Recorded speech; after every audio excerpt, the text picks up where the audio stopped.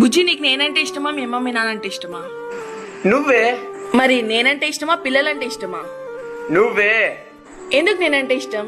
చెప్తాను కానీ ఇప్పుడు నువ్వు చెప్పు. నీకు నేనంటే ఇష్టమా మీ అమ్మ నాన్నంటే ఇష్టమా? నువ్వే. పిల్లలంటే ఇష్టమా నేనంటే ఇష్టమా? నువ్వే. మరి నీకెందుకు నేనంటే అంత ఇష్టం? అవును, ఎందుకు అంత ఇష్టం? ఎందుకో తెలుసా, మన జీవితంలోకి చాలా బంధాలు వస్తాయి. కొన్ని బంధాలు అవసరాలకి, కొన్ని బంధాలు ప్రేమలకి. అన్ని బంధాలు కూడా మనల్ని వదిలేసి వెళ్ళిపోతాయి మధ్యలోనే.